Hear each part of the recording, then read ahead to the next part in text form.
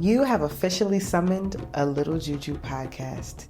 I'm your host, Jujube, author, initiated priestess, griot, and medium, and you've officially entered the portal of all things Africana magic and medicine. If you've ever been curious about the actual roots of voodoo and the healing mysteries of ancestral knowledge, well, you've summoned the right show. Why did our very Christian elders do all these things around the house that I don't remember being in the Bible?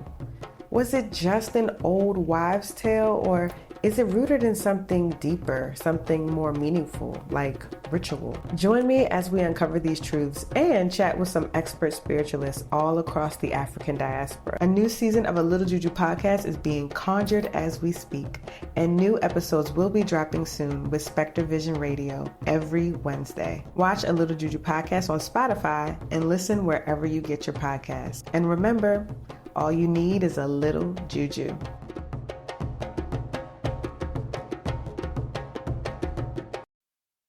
This episode is brought to you by Indeed. Stop waiting around for the perfect candidate. Instead, use Indeed sponsored jobs to find the right people with the right skills fast. It's a simple way to make sure your listing is the first candidates see. According to Indeed data, sponsored jobs have 4 times more applicants than non-sponsored jobs. So go build your dream team today with Indeed. Get a $75 sponsored job credit at Indeed.com/podcast. Terms and conditions apply. Last night, you spent 2 hours deciding what to wear to the party. This morning, it'll take you 2 minutes to list it on Depop and make your money back. Just grab your phone, snap a few photos, and we'll take care of the rest. The sheer dress and platform heels you'll never wear again? There's a birthday girl searching for them right now. Your one and done look is about to pay for your next night out. Or at least the ride home. Your style can make you cash. Start selling on Depop, where taste recognizes taste. Spectre Vision Radio. Telemetry and launch condition. Well, some other observers are... Hey, it's late night.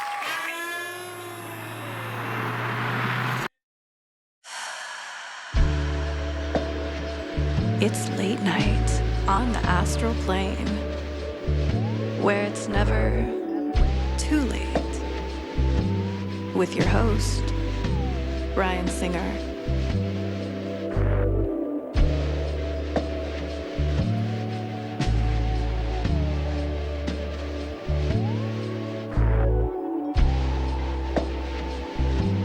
It's more fun to believe.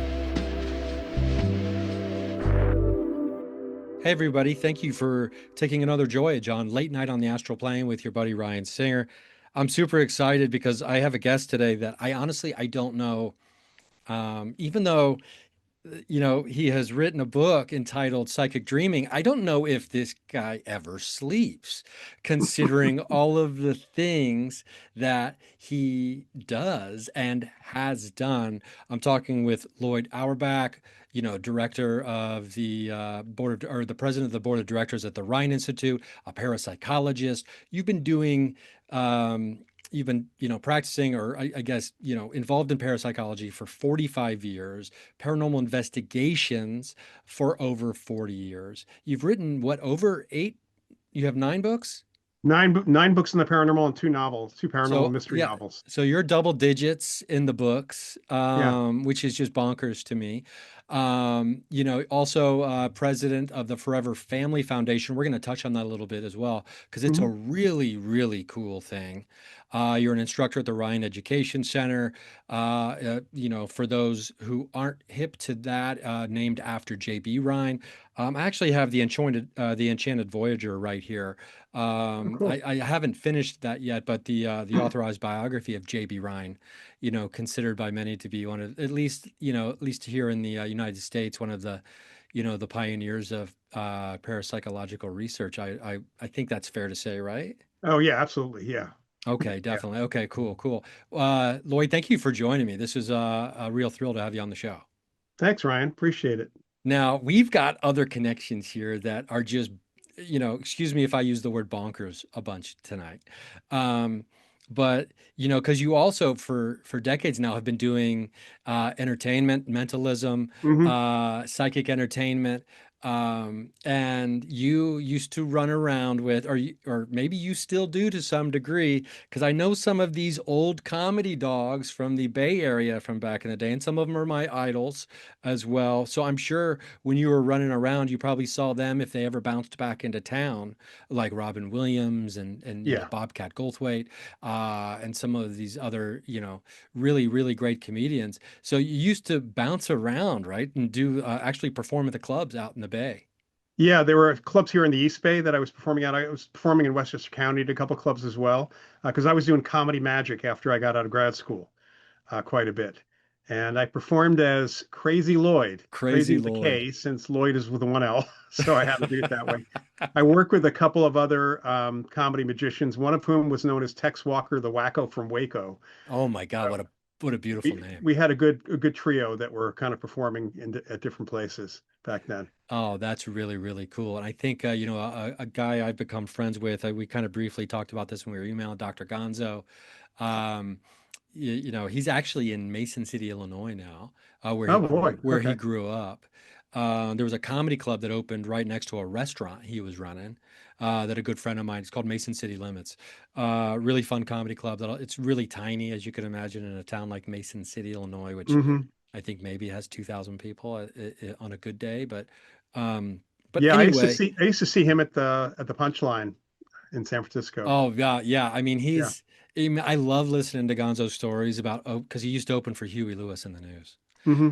Yeah. And he's got just some bonkers like rock and roll stories of just being behind the scenes and witnessing crazy stuff or really fun stuff and all the people he got to meet over the time.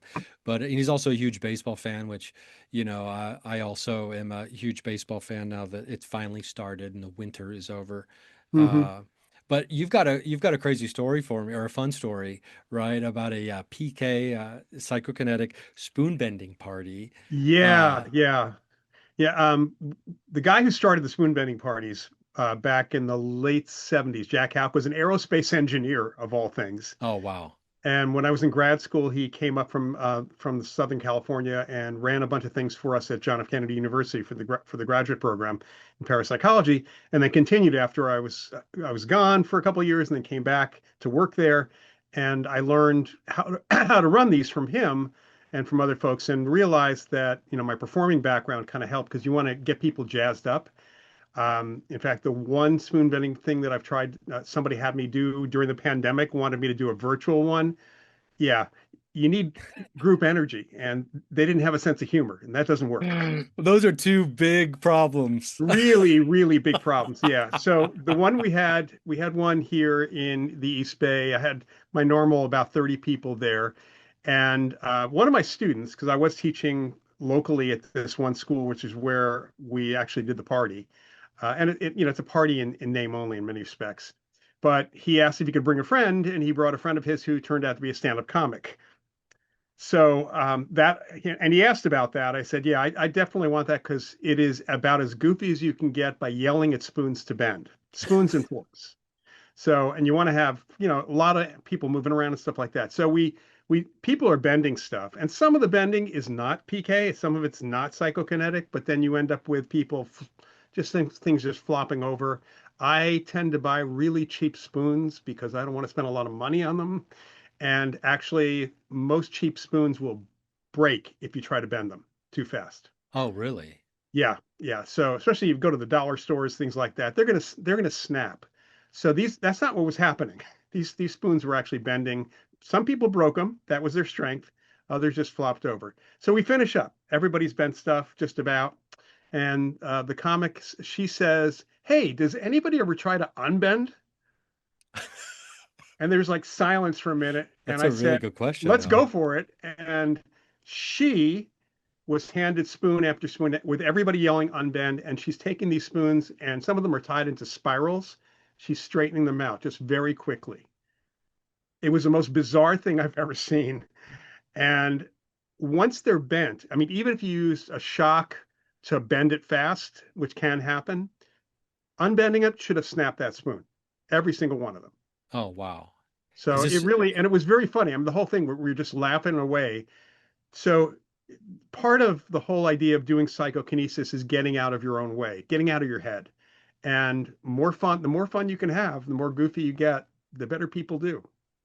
You know what? That's a really interesting and I think poignant, note here when it comes to, I think, embracing. I mean, I'm full on woo woo wild one over here. I want you to Hmm. know that, Lloyd. So it's and I, so I embrace like the possibilities. And one of the mottos of this show for years has been it's more fun to believe, right? Oh yeah, And yeah. so the idea that fun and the energy associated with that is, I think it has a really like a strength of intensity and purity to a large degree as well, that And then it's maybe also kind of. being doing that in a group of people because everyone's acting the same way and nobody feels embarrassed if they're stuck yelling at a spoon in any way, or talking to their spoons for that matter, or trying to find the spoon that speaks to them, things like that. It's all very goofy. And part of the psychology of psychokinesis, which was determined by psychologists, parapsychologists in the 60s, is that most of us, because we believe this stuff is, most people believe that it's impossible. I mean, let's face it, to move something, to do any of that except in the movies. So getting people to see other people do it makes a big difference. It's like a group um, peer pressure kind of thing. It's kind of reverse peer pressure in that way. And then you can do it, and you can always say, well, I used a little bit of strength, or the spoon was faulty. So you can always excuse it later on, but in the moment, people are really into it. That's really cool. I mean, do you think that's where the future is headed? Like, as far as, I don't know, like on a larger scale, maybe a shedding of the disbelief with more and more. I mean, isn't that I mean, is it too much for me to say that one of the aims of parapsychology is to scientifically prove these things so they're no longer, quote unquote, paranormal, they're just Right. normal? Yeah, and that's the thing is that most of us in the field, I mean, we use the term paranormal, but if you go by the numbers of people who've had these experiences, there's nothing para about them. They're all very normal. They may be a little bit rare in individuals' lives, but they're very normal human experiences for things. And part of what we do in research is try to figure out why it's happening to certain people, like what other variables there might be about why one person might have better experiences than others, or certain situations that work better. And of course, we have to do it in controlled experiments, which doesn't really work with spoon bending, actually. Um, just because science generally demands to have specific controls, and we want to eliminate any other possibilities when people are having psychic experiences in the lab as well. The biggest problem is that in many countries, especially the US and certain other places around the world, there is a huge bias in academia and science against our field. And thinking because they bought into what the so-called skeptics, the pseudo skeptics, have said for years. Yeah, that's interesting. And I think, I've listened to some other interviews that you've done. There's a great chat that you have that's from 2019 with Dr. Jeffrey Mishlove. And Hmm. it's a lot of it focuses on dreams and telepathy and dreams and psychic dreams and things like that.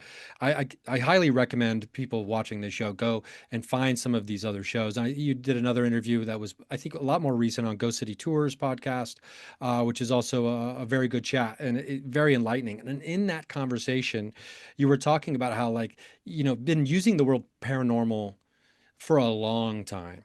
Right. And Yeah. this is, regardless of what some of these, ghost hunting shows of, the early 21st century might want to believe themselves, they didn't start this phenomena, and the history goes back a lot further than I think maybe some people or younger people might realize, right?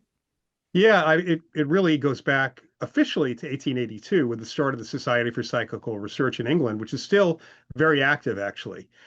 So it's been around for a long time. And there were people before that who were doing investigations, were trying to do research. In fact, it got into it because we had a big shift in science in the second half of the 19th century, and we also had spiritualism happening at the same time. And there were scientists who were interested in spiritualism, in psychic powers and things like that were being demonstrated. Supposedly, there was a lot of fraud too, no question, but they really started applying the tenets of science and scientific method to looking at at what was being reported, what people were demonstrating, all of that. The problem is that culturally, we have kind of wavered back and forth. And in fact, if you go back to the 1970s before the skeptics organization got started, things were, even the 60s, things were a lot more acceptable, like to talk about ESP and all of this stuff. But not so much. It's getting better again today, but there was a period in the 80s and 90s, especially where, and still to some extent, saying as soon as you say what you're doing or talk about this, or someone else mentions something, the folks we call pseudo skeptics, because they're disbelievers, they're not skeptics. They will start saying, "Oh, that's just woo-woo. There's nothing to it. You have no good science." It's like because they've never looked. Yeah, it's interesting. I'm curious if this that shift in science that happened. Do you think that maybe something similar is happening with the advent of quantum physics and quantum mechanics and things like that now? Is that It's another it's big shift? it's partly that, but it's also this real interest in the last 10 years or more in the question of what consciousness is itself. There's a philosopher named David Chalmers who said that's the hard problem of science for a lot of reasons. Number one, because consciousness is studying itself, not, we don't have a good definition for it. And it's like we study everything else with our consciousness, but now we have to study ourselves, our consciousness. And that creates all sorts of problems for science in so many ways. But there are people coming in from various other fields, and many of them are realizing that parapsychology has been involved in that question pretty much since the beginning. Yeah.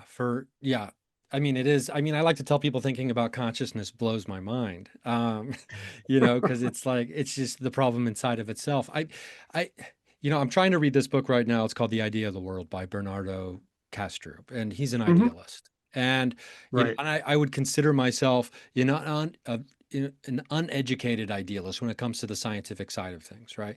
That consciousness is probably the foundation of all things. And I think, do you think that at the heart of the, whether it's psychical phenomena, ESP, telepathy, clairvoyance, mediumship, do you think at the heart of it, consciousness is the key to in unlocking our understanding of consciousness, therefore kind of unlocks our understanding of this phenomena? Yeah, I mean, all this phenomena is, in fact, phenomena of consciousness, activities of consciousness itself. And we consider ESP awareness of information directly, without the use of the senses. It's not a sixth sense. It's non-sensory consciousness perceiving the world or interacting with psychokinesis. Yeah, I mean, that's wild to think about that. And I mean, I know you've talked in other conversations about, some of the, ghost hunting devices and things like that, Hmm.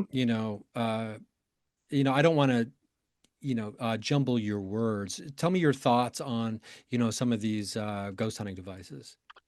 Well, ghost hunters started using the devices generally because of a couple of things. Number one, because they saw people on TV using them. And not, the problem in the 1980s, I did a bunch of TV shows. A couple of my colleagues did too. I've been credited or blamed with the first person on television to use an EMF meter in an investigation. And it is credit or blame, depending on how you look on it. I mean, we use devices like that in the field, and we have been using things like that to figure out what's going on in the environment when somebody has an experience and when they don't, to see if there's been a change in the environment. And sometimes the environment itself changes for normal reasons that causes people to think they've had an experience. So the environmental sensors are all there to see what's going on in the environment. But ghost hunters, partly because of TV production, have assumed that these devices are picking up ghosts in general. And it's a real leap in not even logic. It's just simply a leap. A lot of things that happen on these shows. I grew up in the television industry. My dad was a producer. My uncle was a director. My father worked for NBC Sports. My uncle was a director for soap operas on a couple of different networks. One of my brothers works for NBC these days. I grew up at 30 Rockefeller Plaza, essentially. I was there a lot. So I know the workings of television. And of course, I've done a lot of TV over the years. And in essence, the producers are the ones who have framed what these pieces of equipment do and have pushed people in that direction of being in the dark, which is only happened because night shot cameras were available at all. I will say that in the 80s, when I did a few shows, there were a couple of directors who, number one, they always asked me if I had any devices that made noise or lit up, preferably lit up. And then inevitably there'd be a director who would say something like, we're at I remember being at a Toys R Us store, haunted Toys R Us store here in the Bay Area, which was not so haunted when it came right down to it. I was with Harry Blackstone Jr., the magician. He was the host of the segment. And we had to do part of the segment with the lights out after hours, with just simply minimal lighting above because it's spooky and it was for Halloween. And in shows like that, I've had directors say, just actually posit the question, can we turn the lights out completely, make it really spooky? And until Night Shot, the cameraman, rightly so, would say, yeah, then you can't see anything on the screen, and this is a visual medium. So this is a typical, it's a typical thing. Unfortunately, since the ghost hunting TV shows got started, some folks figured out they could make a lot of money from ghost hunters. So they have been producing other kinds of devices that are rebuilt from other things, make them look fancy, make them make noise and lights and things like that, and then mark it up, several $100 in some things. I think the worst case was a guy who sold these clear plastic balls that had little lights in them when you moved them. They were designed for cats. Oh yeah, I've seen these. And he repackaged them and sold them for like 10 times what they cost him, something more than that. And ghost hunters are buying them. Yeah, The cat balls. Yeah, the cat balls. Yeah, yeah. Well, or ghost balls, depending on what you're talking about. Yeah, ghost balls. It's funny. This some of the stuff I really enjoy, like there's like these little like jars of mini marshmallows, people selling ghost poop. I mean, that's fun because that's a Oh little yeah, thing. yeah, But, no. yeah, I remember somebody in England was selling ghosts in a can for a while. Just you could adopt a ghost that way and get a ghost in a can. It was England, so hey, we did pet rocks. I mean, we did pet rocks. That's right. yeah, I, I'm curious because let me double check here. You do paranormal investigations. I do, yeah. Not so And much anymore, but I have done a lot over the years. oh, you have done. Okay. Do you still Many hundreds, yeah. okay. Now, do you still have the OPI, Office of Paranormal Investigations? Yeah. So the Office of Paranormal Investigations is a network essentially of these days. It's a lot of the folks who have taken courses from the Rhine Center and also a couple of places that I've taught, as well as some of my colleagues in different parts of the country. We have, because the Rhine Center's in North Carolina, even though we do online classes, we have a large number of people in North Carolina and that area on the East Coast. But that's the idea of OPI, is to really be a network to send out investigators who are trained in parapsychological methods of investigation. Yeah, that's really cool. Now, we're going to take a quick break, but when we come back, I'm curious about maybe if there's any experiences or investigations, and obviously personal details of people don't need to be discussed and things like that, that might stick out in your mind from the years of paranormal investigation that you've done. I've got Loyd Auerbach here. This is great. We got a lot more to get to. Just as a reminder, if you don't like commercials on your podcast, go to patreon.com/Ryan Singer, $3 a month. That's like the one thing. That's like the one tier over there. Less than a cup of coffee, no commercials. Wouldn't that be a good life? We're going to be right back. Tomorrow morning is knocking. Stock your fridge now. How about a creamy mocha frappuccino drink? Or a sweet vanilla? Smooth caramel maybe? Or a white chocolate mocha? Whichever you choose, delicious coffee awaits. Find Starbucks Frappuccino drinks wherever you buy your groceries.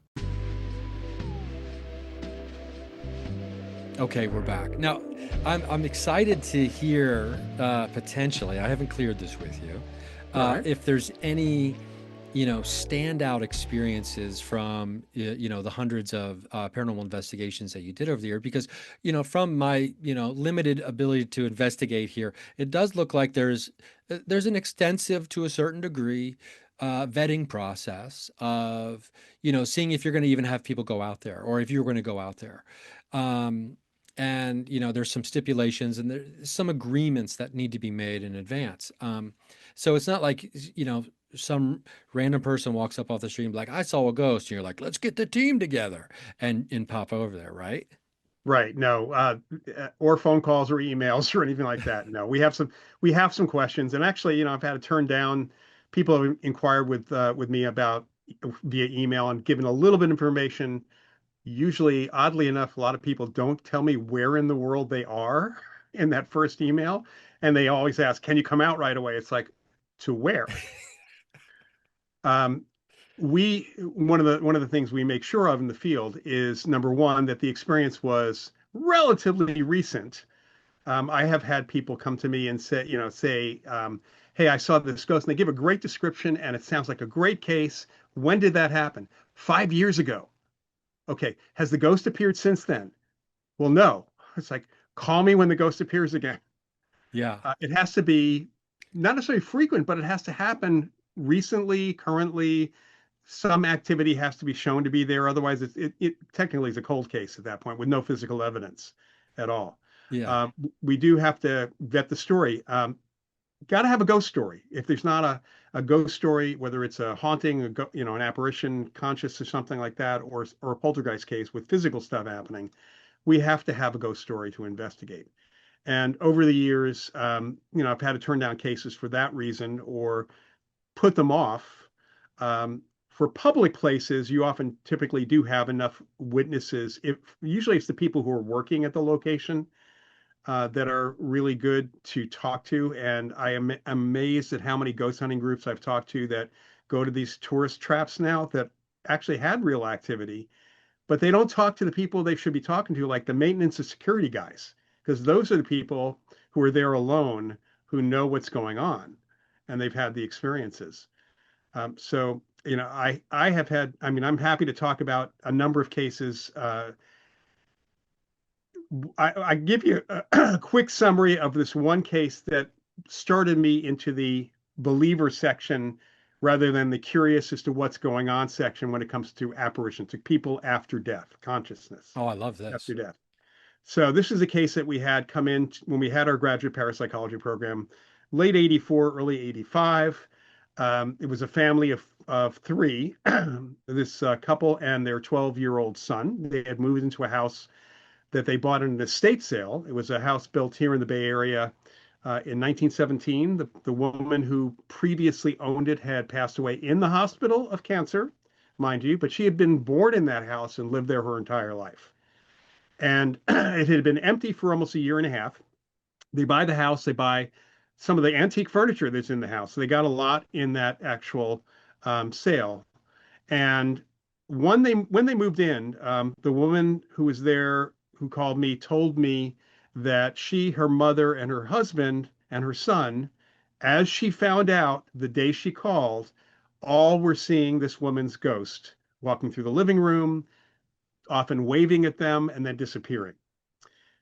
They had all been having this experience from the move-in time, but it wasn't until her son, the day that she called, actually started talking about some of the stuff that they bought in the estate sale. There was a porcelain doll collection in a collector's cabinet. He made a comment about it, and she said, "Well, how do you know?" Excuse me. And he said, "Oh, Lois told me." And she's, "Well, who's Lois? One of your teachers?" "No, the ghosts that you, dad, and grandma are seeing but aren't talking about." And the woman, who is an attorney, starts interrogating her son and comes to find out that he not only saw her right away when they moved in, but he waved back. And the ghost did not disappear. Lois started having conversations with him. Even, he claimed, helping him with his homework. And she told me, the mother told me, his grades got really much better after we moved into this school district. So she credited Lois for helping with that. Apparition tutor. Yeah. So we went out there. I had my wife at the time, my first wife at the time, came with me. It was between sessions at JFK. So we had, all the students were like scattered. But our receptionist, Kip Laser, was one of the counseling students. He wanted to come as well. So we're driving about 40 minutes between where the university is in Orinda to this town of Livermore, and having a conversation that had nothing to do with anything, literally. Joanna was talking about quitting her job at a law firm. She was a secretary. Kip, turned out, had been out of school for 10 years, which was not uncommon at JFK at the time. He worked as a dancer, a professional dancer on television for that 10 years down in LA, which was, news to us. And then we were talking about the car that I was going to be getting because the one we were driving was not doing so well. Just put it that way. So we get to the house, knock on the door, door's there, it opens up. It's the mother, the grandmother, the husband's out of town, and Chris and the boy, and he turns to the side and says, and this is Lois, and there's nobody there. So we said hello to Lois because, have to be polite in these cases. Taken through the house, told all these family stories, and I was trying to figure out how am I going to confirm any of this stuff. It turned out that Lois did have a single living relative in assisted living. Because of what I got from this kid, we were able to find out where he was because the mother had been unable to directly contact him. His attorney who handled the sale was kind of blocking that because he was in assisted living. He was 92 years old. But I was able to talk to him and confirm all those family stories, mind you. Wow. So that was I would tell a story, start telling a story, he would finish it. It was really an interesting conversation. Back to the visit. We finish up sitting in the living room in a semicircle, facing Chris and an empty easy chair, which is apparently where Lois is sitting. I can't see her. Nobody else can see her at the time.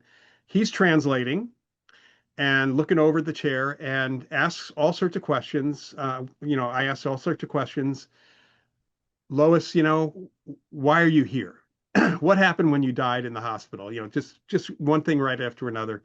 And this kid came up with stuff that you would have been hard pressed to find in any book, except some out of print books that had been stuff that had been postulated about ghosts decades before. So he would not have found what we thought about apparitions at the time in parapsychology in his library at school. That would have been very difficult. The best thing was Lois said, as far as she knew, she was just a ball of mind, ball of energy, like those ghosts, like some of those aliens in Star Trek. Wow. And as a Star Trek fan, that kind of resonated with me heavily. She talked about was afraid of what would be next because she wasn't religious. So she didn't even know if there was a heaven or hell, figured why take a chance? She just wanted to go back to her house and hope that the new family would be good. And they were. And then finally I said, well, does Lois have any questions for us? And the questions that were asked, I sort of got this on the phone with the mother before we even went out there, that we had a promise not to bring any blasters like in Ghostbusters or Ghost Traps. Oh, wow. This was like a couple months after Ghostbusters was out of the theater at that point. And I really, to this day, I don't know that Lois asked the questions or Chris asked the questions, but do you guys have, blasters like in Ghostbusters? No. I kiddingly said, the insurance is too high because they leak radiation. So we don't have those. We just kind of kidded around. It was kind of a fun session at that point. And then he says, Loyd, she wants to know what kind of new car you want to buy. Kip, how long were you a dancer on TV? And Joanna, do you really want to quit your job? Now, I had a tape recorder running from the time before they opened the front door till we were done. Later on, I listened to that tape. We did not say anything about this. So either they bugged my car, which would have been bizarre because they didn't want anything out of this case other than explanation and just to feel good about the situation. Or Chris was incredibly psychic and was reading our minds, which didn't make any sense because there was no other example of that. And I was thinking this and I said, so how does Lois know to ask us these questions? And he looks over and he says, you're probably not going to like this, but she didn't trust you guys. So she got to the university and she rode to Livermore in the back of your car. What? And Kip like turned green because he was sitting in the back seat at the time.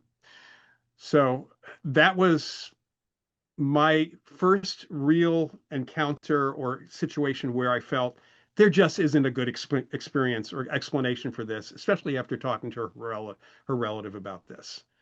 And it just really gave me the impetus to really look further into this kind of question of consciousness after death. That is really cool. And, because, I'm just kind of over here trying to put the pieces together in advance, thinking, oh, why is she asking questions if you have blasters, if she already has knowledge about your Ah, lives, right? And like, yeah, why would she even ask that? So it does track that maybe that question wasn't from her, but then it's not that. It's she basically is hitching a ride to get yeah, info in advance. That's yeah. And really, the fact is that, there's this idea that when people die, they suddenly get all the knowledge of the universe or something like that. Yeah, just because you're dead doesn't mean you're smart. One of my colleagues actually, when asked about this question, he said, dying does not significantly improve your IQ. yeah. So, just because you're dead doesn't mean you're smart. So, basically, Yeah, what you're telling me is how I live is how I shall die. pretty much. I You're shall going to die how I lived. still be the same. At least while you're sticking around here, you're going to be the same personality. I did have another case where a lot of people had seen this one ghost for 20 years, as we found out, and this one couple really kind of connected with him. I brought a medium in. She started talking to him, and why are you? We asked, why are you here? And he says, well, I have a message to deliver to the living. It's like, what is the message?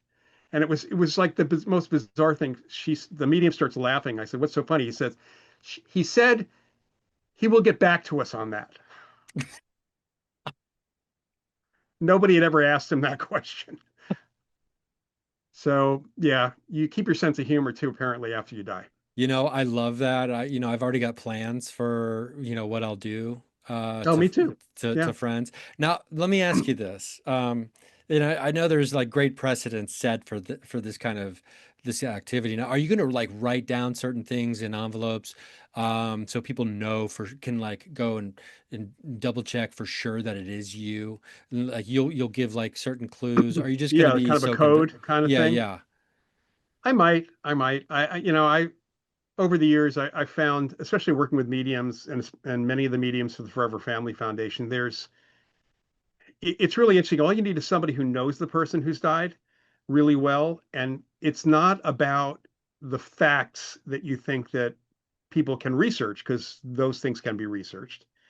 It's about the way the personality is described and comes through, and the things the person normally says under certain circumstances. People will say, your dad's here, and whenever you used to knock things off the counter when you were a kid, and he used to make this comment, and here's what the comment was. And that's not the kind of thing you're going to find in any book, in a YouTube video.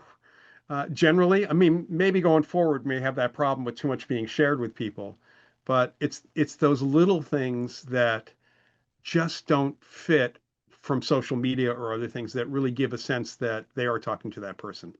Yeah, there's intimate knowledge of it's like Yeah. relational knowledge is I don't know if that's a word, but um, these intimate details that, compile the personality of the person that was in our lives that I think if somebody hits on that, then it's Oh really yeah. kind of it really shakes us, right? And I mean in a good way. Yeah. Yeah, absolutely. It's those are the confirming things. I mean, that's how you know that, just because beside the voice, if you're on the phone with somebody and you want them to prove who they are, they're going to say those little things. They're not going to say the big things. If you didn't recognize the voice for some reason, they had a Yeah. cold or something else like that. Yeah, I mean that is fascinating. I'm curious if in all the years of parapsychological research that you've been doing, you've encountered something that might be, and also paranormal investigations might even be better. But is there ever a time where you're encountering something you're like this doesn't feel like this feels like a non-human intelligence maybe, or something slightly other than like an individual personality of a person? I know outside of the lab or Yeah. parapsychological testing, that's a little hazy there to try to even get Well, into I that. mean, we really can't bring ghosts into the lab, because at this point, you can't hold them to a schedule. Yeah, Uh, what motivates that? They have to be a dead researcher who's really into being a subject in right. research. That hasn't happened yet. So really, it would be outside the lab. It would be in the field, and field investigations and field work. I haven't run into anything I consider a non-human consciousness, something conscious. I mean, there are emotions and things like that you pick up from the environment. There have been plenty of instances of pet ghosts, and certainly one of my cats we kept seeing him after he died. every so often out of the corner of our eyes, and it was very clearly, a black and white cat, not just a shadow or something like that. And other people I know have had some really interesting encounters with pets who have stuck around for a little bit as well. So that's about as non-human as I've actually gotten in our Yeah, I case. mean, do you think that reframes our idea of, I don't know, the hierarchy of, I don't know, intelligence? I don't know if that's a good way to say it, but when it comes to the idea that, you're seeing, I don't know, would you consider an apparition of your cat? Yeah, yeah, Um, I think so. Yeah, rather than just an imprint or something like that. Yeah, because there sometimes is. I know that in one particular case, a friend of mine had an experience with the cat that had lived in this bed and breakfast in Minnesota, and the cat somehow, when she was alive, somehow got into the rooms and would crawl into bed with people staying at the place, and they could never figure out how the cat, when it was alive, she was alive, was doing that. And when Ankasha, who's a psychic herself, um, was woken up in the middle of the night feeling that the cat is getting into the bed with her, is petting the cat's reacting to her. The next morning she says something to the woman, yeah, got in the bed again. The woman looked at her and said, yeah, that's not possible. The cat died 2 months ago and I haven't gotten a new one. So this cat was still carrying on with what she was doing afterwards, seeking attention in some way, shape, or form. So you do have this idea, and when you talk about not necessarily intelligence but consciousness, this goes back to what is consciousness or how much consciousness. There's a philosopher named Giulio Tononi who has his model of consciousness is about, or definition is, the ability to process information, and the more you're able to process, the more conscious you are for living beings. So higher mammals like dogs and cats and primates are very conscious. Cockroaches have some consciousness, but not a whole lot. They have enough to get out of our way when we try to step on them. yeah, they do. Uh, Yeah. I'd like to, there was one living in Los Angeles, leaving the door open, and there's a crack underneath the screen door, one the size of a Cuban cigar. Crawled into the God. front door the other day when I was watching a TV show, and like it never it ceases to amaze me how terrified I can be when a cockroach shows up unexpectedly. Yeah, if it was a spider that size, I'd probably be the same. So, Oh, yeah, I was so terrified of spiders that in college I got pet tarantulas to try to overcome the fear. oh boy, yeah, Yeah, not me. it didn't work. It didn't it was unsuccessful. Um, I'm curious what you think maybe the biggest challenge facing um, parapsychology is today, outside of some of the things we've already talked about with, especially in the Western and like the materialistic, reductionist world. Like Right. like when you think about like where parapsychology is moving, and because, assuredly there's been great advances in the field, I would think, right? There, some, in some respects, baby steps, but we certainly have kind of come to some conclusions about things. Still don't have a great model overall of how this all works, and part of that is because we don't know how consciousness works yet. It's like when people say to me, prove to me that ghosts exist. It's like, prove to me that consciousness exists. It's because a definition of a ghost is consciousness after death. So we're kind of stuck with that. I think that the biggest hurdle for our field in some respects, besides all the prejudice that's out there, is funding. We don't really have good funding sources. We had many more funding sources back in the 70s, and the academic world, the grant writing world, all of that, there's very little funding that is available. I mean, even the remote viewing program that was done, um, the Stargate program for the US government from 1972 to 1995, the total money spent in that entire period was just under $23 million, which is a drop in the, I mean, that's like two That's nothing. toilets at the Pentagon, right? Right. Yeah, it's nothing. And yet, and I just let you know that I co-authored a book called ESP Wars East and West about the history of that program and also about the Russian programs as well. We had Russian sources that were providing us, who were actually had been doing the research themselves and doing remote viewing on that side of the world as well. And it's really interesting that my buddy Ed May, who was the main author of the book, who was the program director from late '85 till the closure of the program, he always pointed out that, there are all these skeptics. They say, well, it never had any successes. It never had a track record. That's why they shut it down. Actually, it was shut down for political reasons, not because of the success or failure of the program. And I believe it was 17 out of 19 government agencies repeatedly came back to the Stargate remote viewers with missions or tasks for them.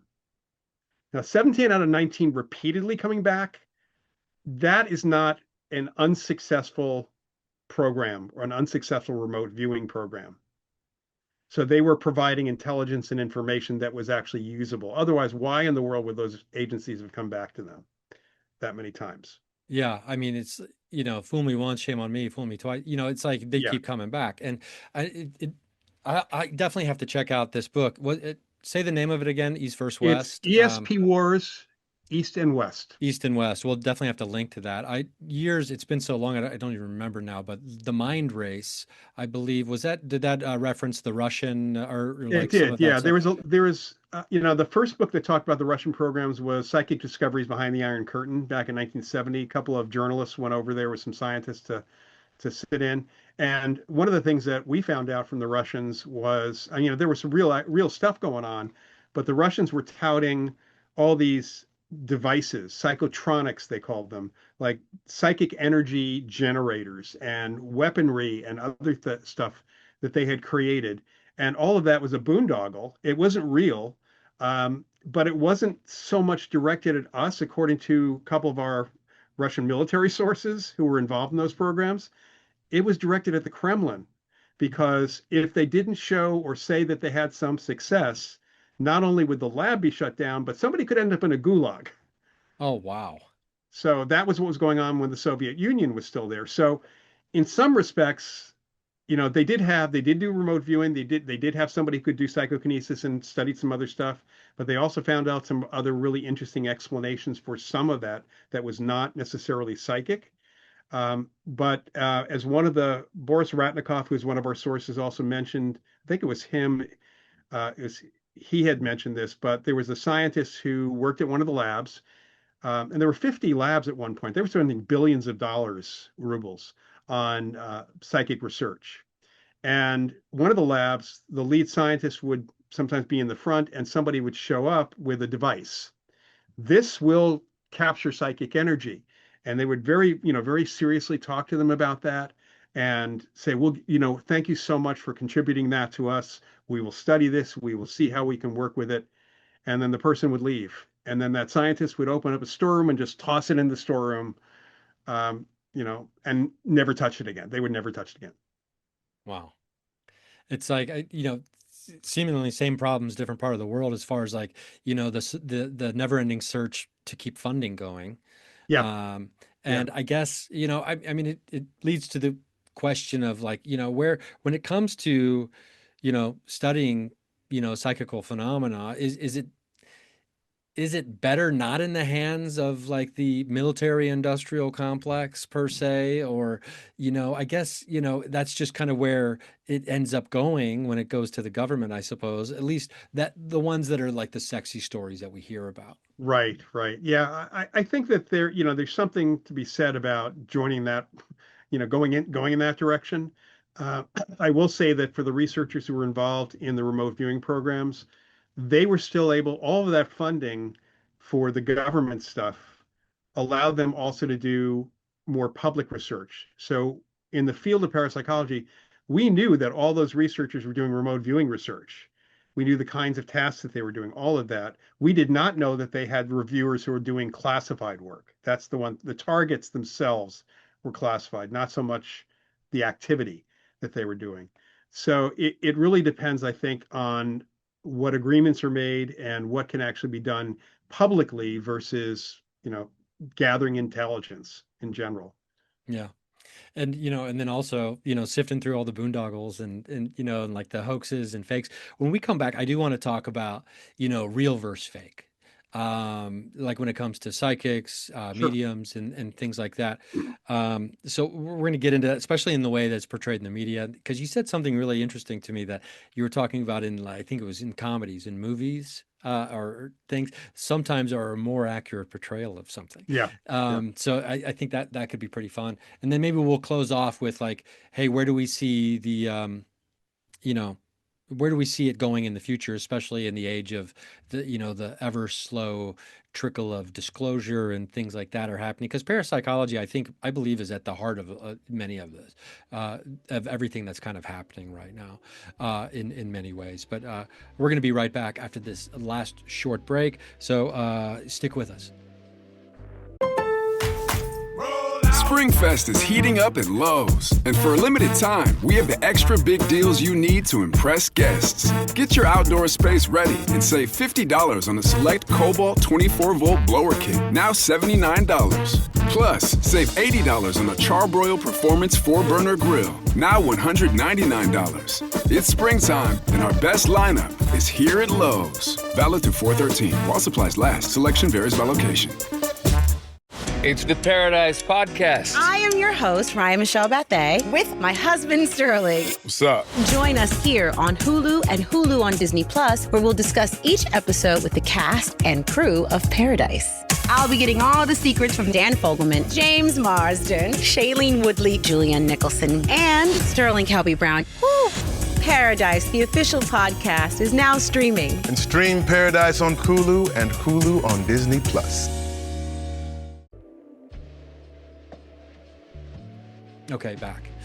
We are here to talk about getting to the bottom of, because, those of us who love all of this stuff and have had, spontaneous paranormal experiences and things like, and then next, we're thrust into this world of belief and paradigm shifts and things like that.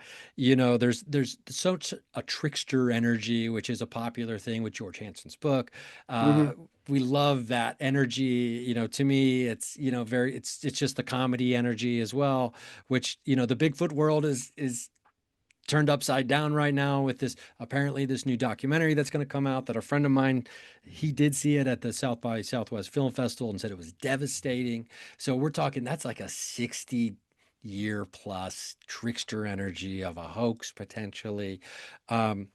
So let's get into the, finding like real versus fake when it comes to psychics, because I know this is like a big deal for a lot of people who, especially in the Forever Family Foundation is about this, if I'm not mistaken, about That's like right, dealing with grief. And, so whenever there's an opportunity to make money, someone is there to pull a fast one, right? Yeah, the Forever Family Foundation was founded by a couple that lost their daughter in a car crash. She was a teenager. And a medium was having a session with a neighbor of theirs, and my friend's daughter came through to the neighbor through the medium and provided enough information that caused the couple to want to see the medium. And Bob Ginsburg, who is the current vice president, he didn't believe in any of this stuff at all. He thought it was a lot of bullshit. Excuse me, but that's what he thought. Speak for you. Yeah, that's what he said. But Fran got enough out of the first meeting with the medium that she felt it was their daughter.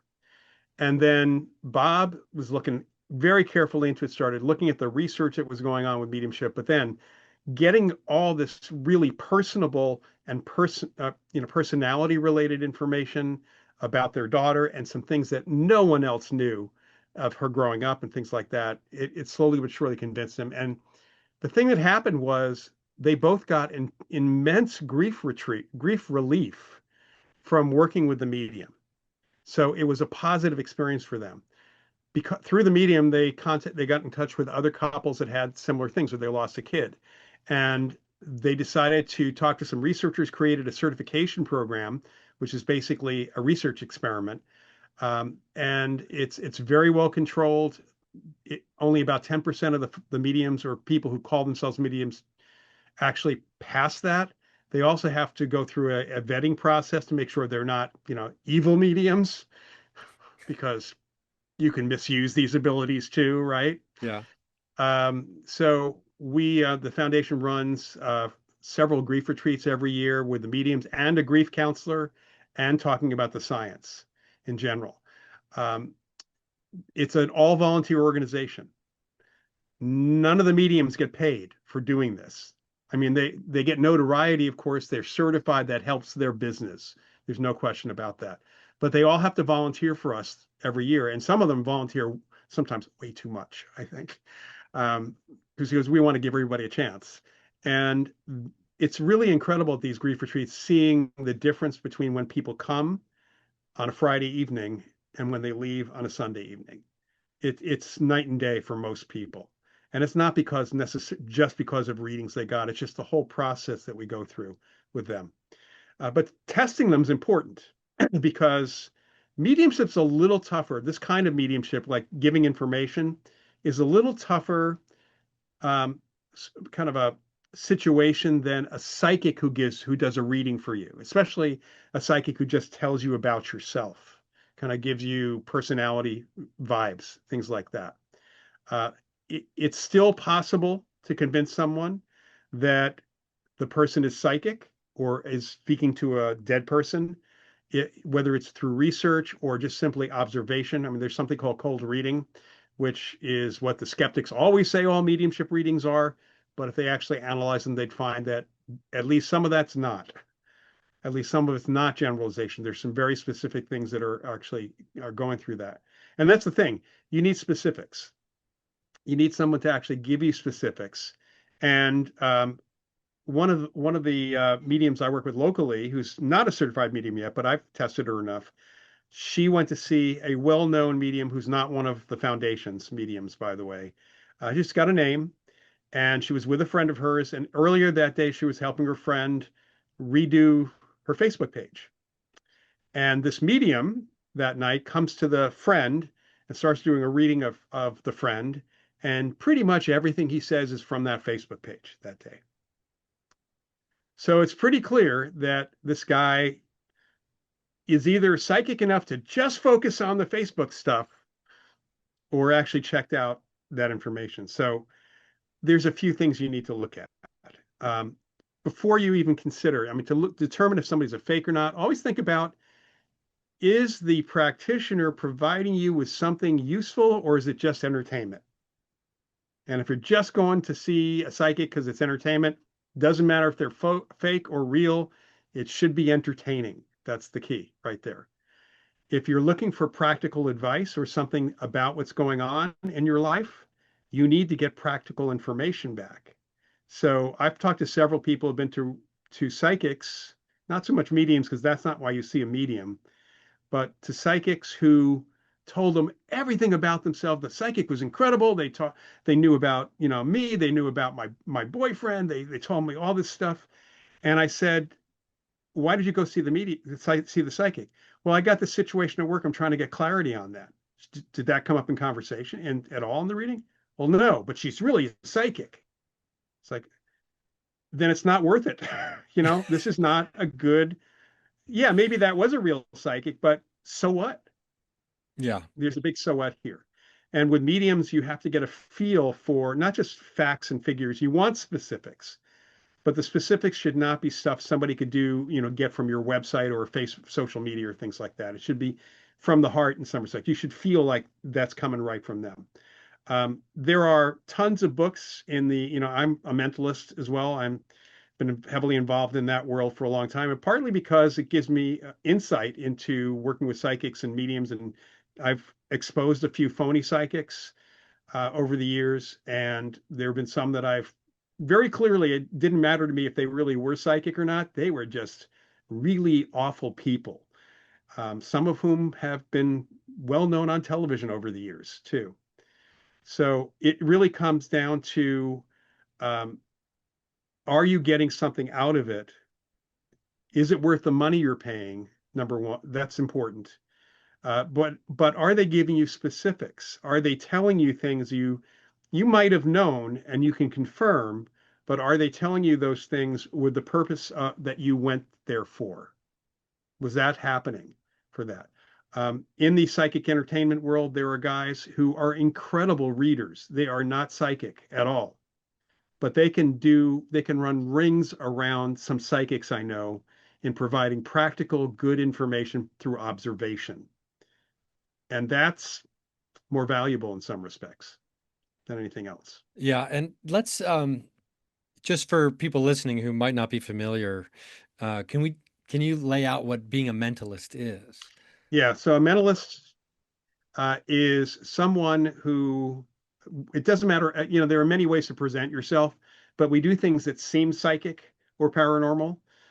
So predictions, whether we explain them as psychological or explain them as psychic or don't even explain them at all, being able to know what you're thinking, being able to possibly move objects in certain ways. So simulating psychokinesis. So in some respects, it's psychic simulation, even though the way it's described by individual mentalists might be different.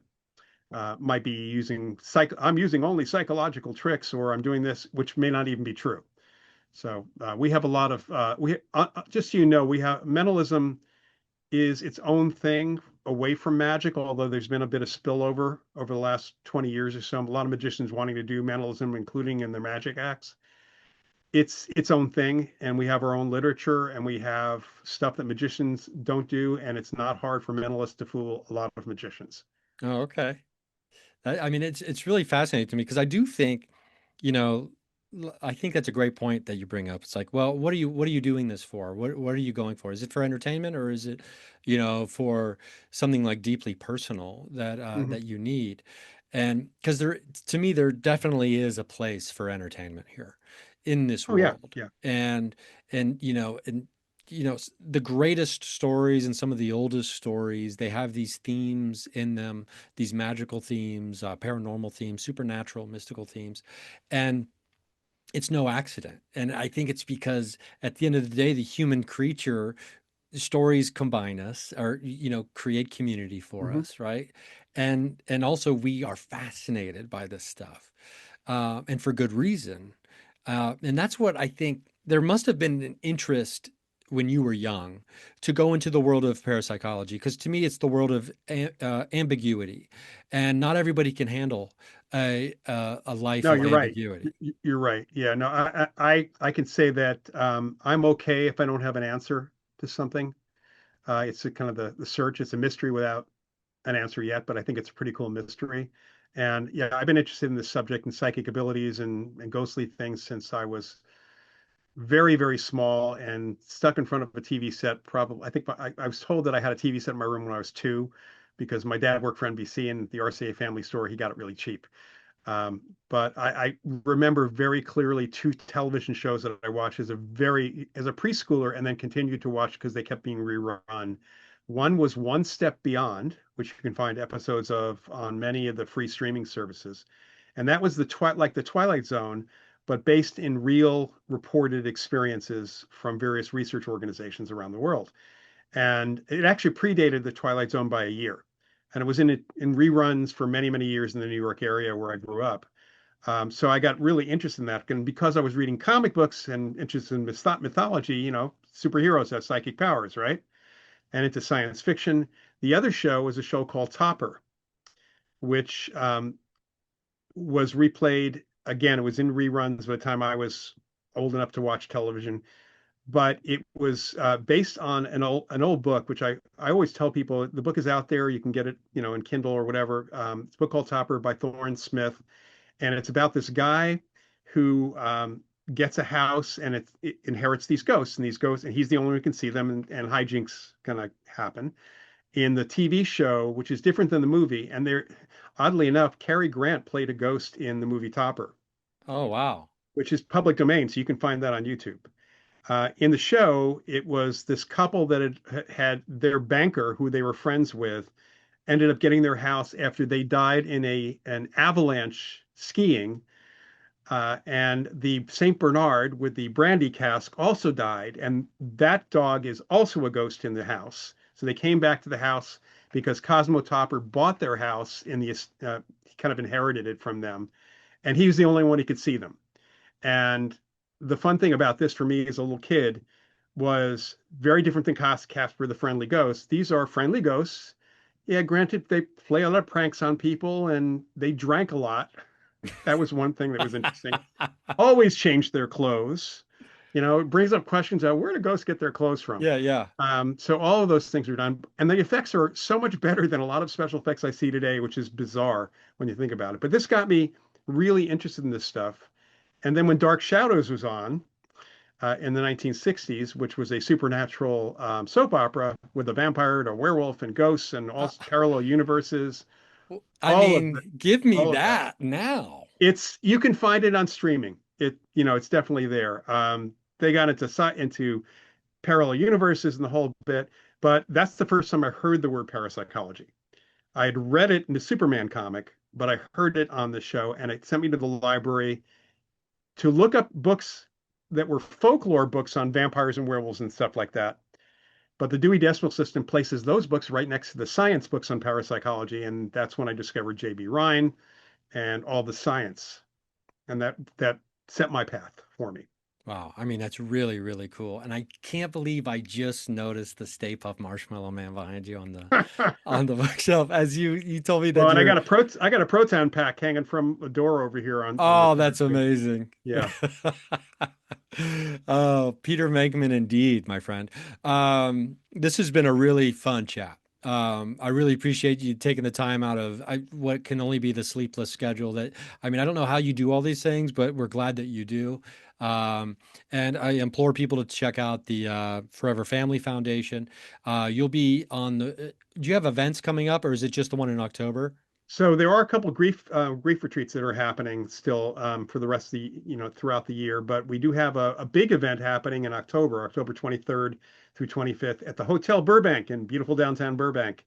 We're doing a big conference with some of our mediums, and we'll have a lot of activities as well, including psychic development classes, and I'm going to be doing spoon bending parties there as well, and possibly even performing a little mentalism as Professor Paranormal. A Professor Paranormal. And we're going to link all this. We'll have links to everything that Loyd's talking about. I'm going to link to Professor Paranormal, the YouTube page as well. There's just, check out the Rhine Institute. If you're interested in, if you're like me and you're interested in parapsychology and you potentially even, you can do all those classes online. Yeah, it's all online. Our next set of classes starts in May, in fact. So, yeah. Okay, excellent. Really, really cool. Well, this has been great. I feel like I'd have to do like a 7-part miniseries just to even try to get below the surface of the iceberg here with everything that you've done in the career and the life that you live. Oh, I see the tick too back there. Very, very cool. Loyd, thanks again for doing this. I truly appreciate it. And it was a lot of really fun stuff. Thanks, Ryan. A lot of fun. Yes. Thank you. So that was Loyd Auerbach, parapsychologist, Professor Paranormal, mentalist, paranormal investigator, author. I will link all of the books that you can buy, all 11 of them, here in the show notes for you. I hope you enjoyed that talk as much as I did. What a fun, and if my camera was moving, it's because my other camera isn't working right now. So in this other camera I have kind of moves with subtle movements. Anyway, it doesn't matter. But I got a lot of great interviews coming your way. I'm excited to bring those to you. So thank you for being here. Again, patreon.com/Ryan Singer, $3 a month. Every little bit counts and helps out the show. So thanks for doing that. Video on Spotify only, of course, as you know. And there's also video on the Patreon page for those who are at $3 a month without commercials as well. So updates on other things coming at some point soon as we're working on to figure out which streaming services the documentary Friends in the Sky will be on. It's already on Relay, which is a streaming service. You can watch it now. If you have that app, you can watch Friends in the Sky, the full movie, on Relay. So we're very excited that it's out there, and we're hoping that's going to be a lot more places very, very soon. But in the meantime, just go have some fun out there. Do your best. Try to stay positive. Take care of those around you and yourself, most importantly, as well. And remember, it's never too late out here on the astral plane.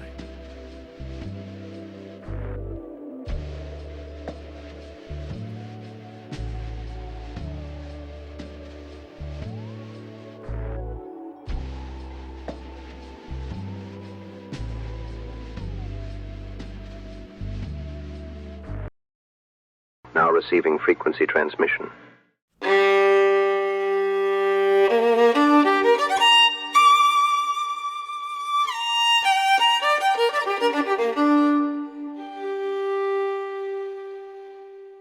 So if you take tarot the way that pop culture portrays it, which is that the cards themselves have some kind of hidden power to predict your future, the jury is very much out.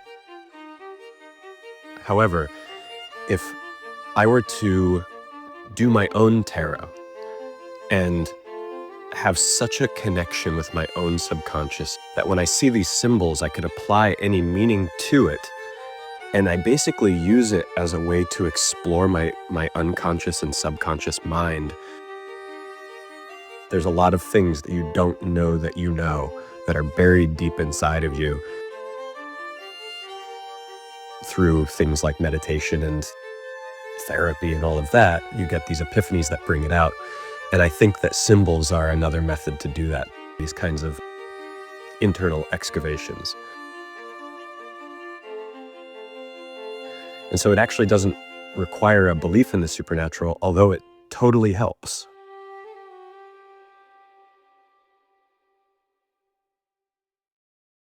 Transmission complete. Stay tuned to Spectrovision Radio. Stay.